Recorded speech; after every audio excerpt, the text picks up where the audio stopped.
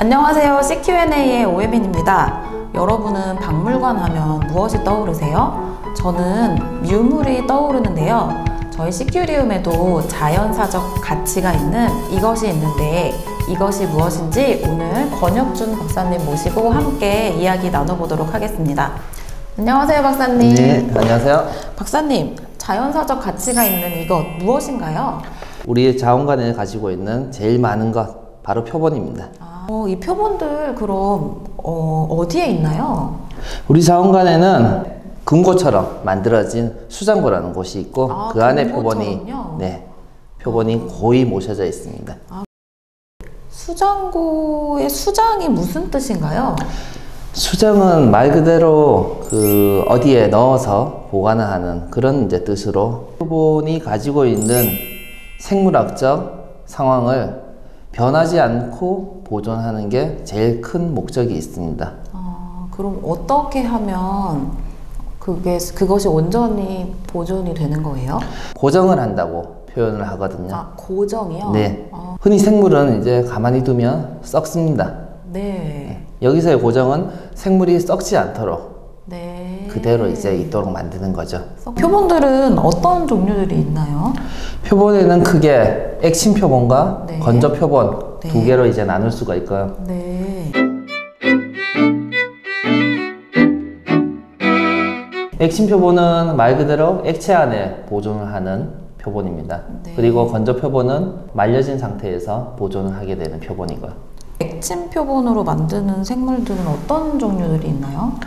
해양생물 같은 경우에는 대부분 물속에서 생활을 하던 생물들입니다. 그러다 보니까 물 밖에 나와서 물이 이제 말랐을 때에는 모습이 이제 변하거나 또는 상태가 안 좋아지는 그런 경우가 있습니다. 네. 그런 생물들 같은 경우에는 이제 액침으로 보존을 이제 많이 하고 있습니다. 대표적인 걸로는 물고기, 그 다음에 무척수동물이라고 부르는 뼈가 없는 생물들 중에서 오징어나 문어 같은 그런 생물들도 액침 표본으로 대부분 제작을 하고 있습니다. 네, 건조 표본은 또 어떤 생물들을 또 건조해서 보관을 하나요?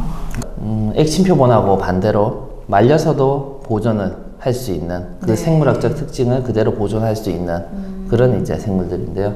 예를 들면 산호 같은 경우 겉이 이제 딱딱합니다. 그렇기 때문에 액침으로 보존을 하지 않더라도 그 모습이 변하지 않기 때문에 건조 표본으로 만들 수 있고요. 비슷하게 해면 동물도 있고, 그 다음에 개나 새우 같은 겉이 이제 딱딱한 껍질로 가지고 있는 생물들은 건조 표본으로도 제작을 할 수가 있습니다. 좀 다르게 해조류 같은 경우에도 건조 표본으로 많이 제작을 하고 있는데요. 해조류 표본 같은 경우에는 말려서 건조 표본으로 이제 제작을 하면 그 모양을 바로 잡기가 쉬워서 건조 표본으로 제작을 하기도 합니다. 네. 그럼 이렇게 모은 표본들이 한 몇 개나 수장되어 있나요? 지금 자원관에는 해양생물이 이제 표본으로 약 50만 점 정도가 들어가 있습니다. 이렇게 많이 모으는 이유가 있나요? 그 해양생물이 나타나는, 분포하는 곳이 여러 군데가 있을 수 있습니다. 그럼 그 여러 군데에 있는 표본들을 다 모으면 그 생물이 정말 그 여러 곳에 살았었다라는 것을 증명할 수가 있는 자료이기 때문에 그런 의미에서는 같은 생물이라고 하더라도 여러 개체가 이제 모아지는 경우가 있습니다. 그런 것들이 이제 합쳐지면 결국 수십만 개의 표본이 이제 되게 됩니다. 이것을 어디에 활용을 하나요? 이런 것들을 많은 해양 생물들이 그 산업화적 대상이 이제 될 때 그 생물이 그럼 누구 거냐? 그 주인을 이제 밝히는데 이 표본이 이제 사용이 되고 있습니다. 우리나라에서 잡힌 생물을 표본으로 만들어서 우리가 이제 가지고 있게 되면 다른 나라 사람들에게 이 생물은 우리나라 생물이다라는 거를 제시할 수 있기 때문이죠. 근데 이 생물은 이렇게 한 곳에만 머물러 있지 않고 어떤 계절에 따라서 옮겨 다니곤 하잖아요. 그런데도 그런 주권이라고 표현해야 되나? 그것들을 주장할 수가 있는 건가요? 주변 국가에서는 그 생물의 주인이라고 주장을 할 때 우리나라도 그 생물의 주인이 될 수 있다는 것을 주장하지 않으면 결국 우리나라는 그 생물에 대한 권리를 다른 나라에게 빼앗기게 되는 그런 결과도 가질 수 있습니다. 그런 것들을 미리미리 준비한다라고 볼 수 있겠네요. 네, 맞습니다. 박사님, 최근에 자산어보라는 영화가 개봉을 했잖아요. 네네. 박사님이 지금 하시고 계신 일이 마치 자산어보를 기록하는 것 같은 그런 일이라고 봐도 될까요? 네, 뭐 비슷하다고 볼 수 있습니다. 정혁정 선생은 벌써 200년 전에 그 흑산도 주변 해양 생물들을 이제 관찰하고 기록을 이제 남겨서 자산어보라는 책을 이제 만드셨죠. 저희 자원관에서 저와 같은 연구하시는 박사님들이 계십니다. 이분들은 대한민국에 어떤 해양 생물이 네. 살고 있고 어디에 있는지 그거를 이제 조사하고 있죠. 자산어보 되게 옛날이잖아요. 몇백 년 전 일인데 현대의 생물상하고 조금 어떤 차이가 있나요?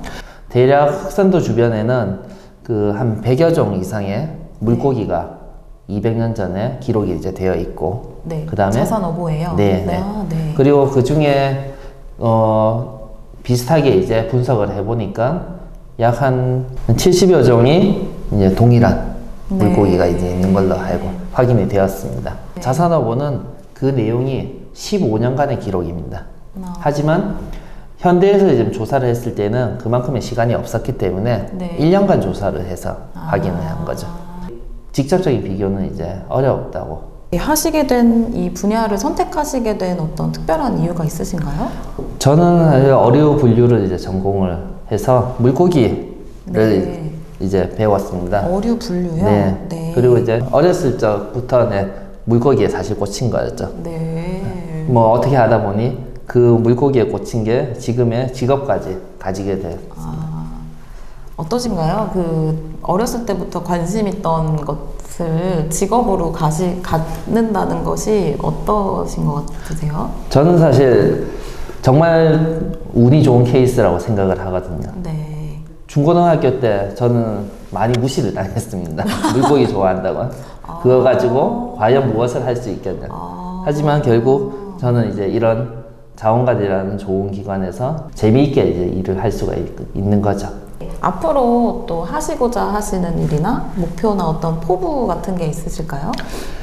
많은 분들이 뭐 아실 수도 있겠지만 지금 OECD 국가 중에서 국립자연사박물관이 없는 나라는 대한민국이 유일합니다.